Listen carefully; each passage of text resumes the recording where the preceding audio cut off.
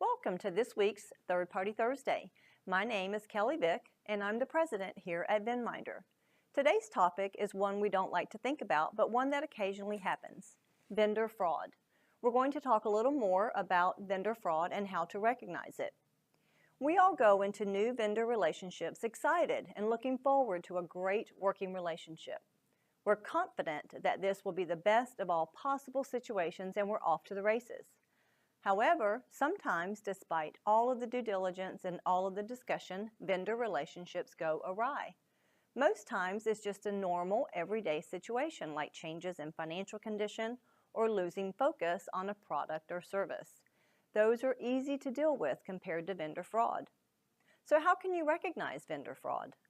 Vendor fraud has many symptoms, usually starting with the business line manager saying that something just doesn't seem right about how things are going. Maybe the vendor is starting to return odd results, or maybe they are offering inconsistent or inaccurate explanations, or are being slow to respond, or worse yet, maybe they're dodging your call altogether.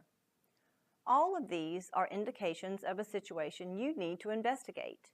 If it's real vendor fraud, you may find some other things such as they're overselling and undelivering a product, their sales spike, their inventory or their support drops, and customer complaints soar.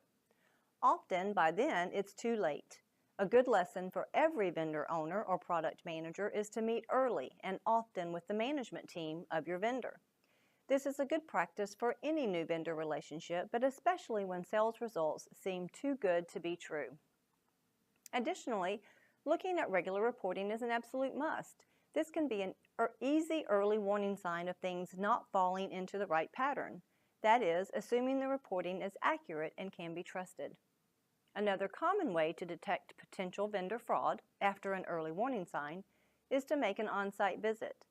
While all of your due diligence fact gathering might come back clean, a visit might unveil concerns that could have remained hidden for quite a while. Sudden changes in behavior by key management is another easy to spot area of concern. Maybe it's nothing, but if you couple that with some of the other signs, could be the sign of real trouble.